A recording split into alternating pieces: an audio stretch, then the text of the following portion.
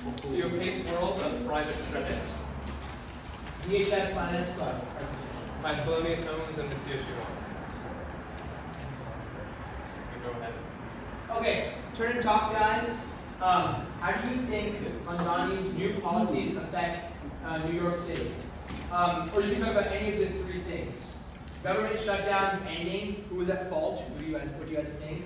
Or talk about the Epstein files. Go ahead. Are we calling up people last year?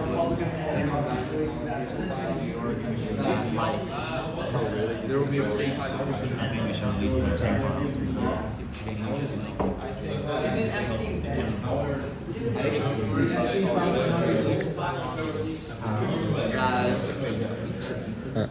As well as Turn and talk concluded. Is there anything anyone would like to share about these three? Clear? I think it's the Republicans' fault for not releasing the Epstein files, and the Democrats are justified to keep the United States. I think the government shutdown, it was ended because spineless Democrats folded to the per usual. We need to have checks and balances. This is recorded, by the way. This is recorded. Everyone on Congress is refusing. Next slide. So why does private credit exist?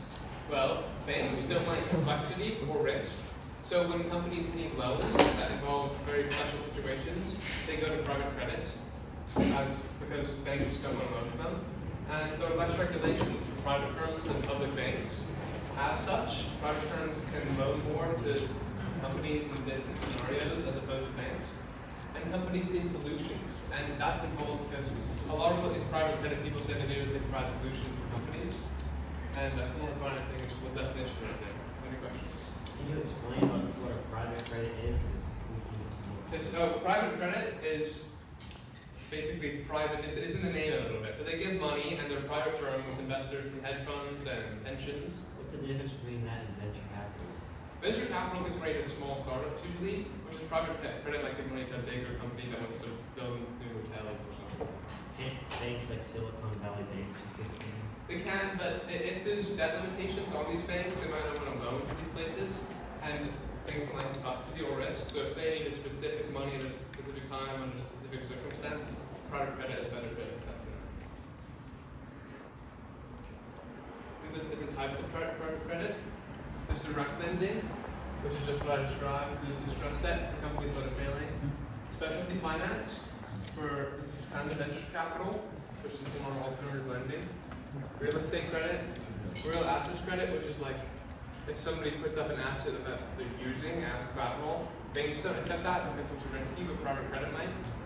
And there's mezzanine debt, which is a little more complicated, but basically the idea with all of these is that instead of completely ignoring risk, like a bank might do, private credit instead prices that risk into the loans. Any questions about this?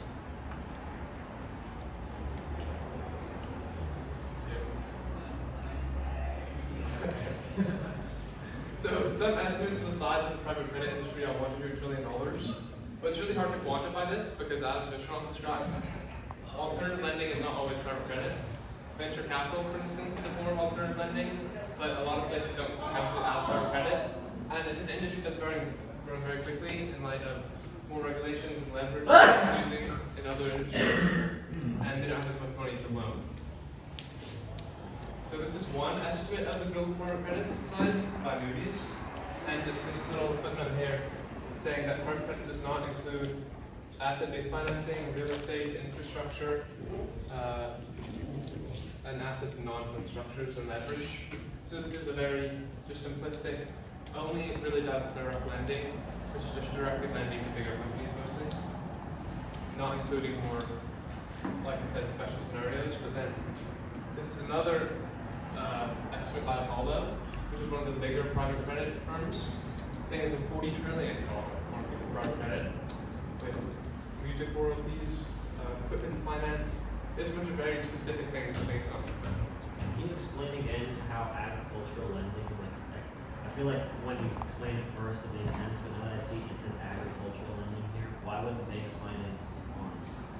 Say if a farm wants money to buy a tractor, but they don't have any other assets, they might put up the their farm as an asset for collateral. Banks aren't allowed to do that, but private credit firms with less regulations can. So, But can't banks give a loan for them to buy out like a piece of equipment?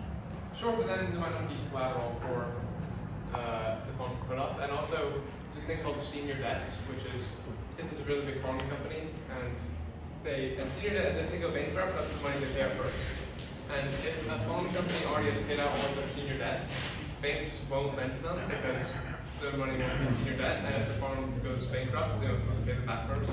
The private credit says, okay, well, I'll price that in, and then they'll say to the farming company, if you pay out our debt right after you pay all the senior debt, we'll give you this loan, and then that company will pay us, and that's kind of solution that private credit is offering, as opposed to banks which might just ignore it entirely.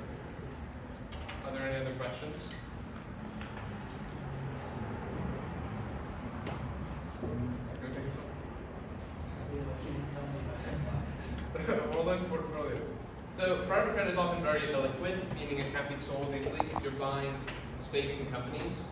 But there's a growing secondary market, which means like a government bond would be a secondary market, which is you buy the bond and you sell it. And it's diversification from public markets because these private markets, they are very, like I said at the beginning, very opaque. You don't really know what's happening to them. And it gives you exposure to these very different markets that move slower. As opposed to public markets, which are very prone to interest rates and daily sentiment fluctuations. Wait, so you can invest in a private credit like fund, or are you giving like bonds out? So normally what happens is hedge funds or pension funds put the money into private credit firms, and that's how you invest in them, although there are ETFs that trade private credit firms. So like a regular person could invest in private credit as a market, so it's closed off from the public. Mostly, apart from some ETFs, but it doesn't really cover all private credit firms. And the regular person is their pension could. And then there's limited downside, like I said earlier, senior debt. It won't always be senior debt, but mezzanine debt, which is earlier, means like in the middle. So it's right after senior debt and it's not equity, meaning equity doesn't get paid out. So this is the annual returns of private credit. You guys can look at this.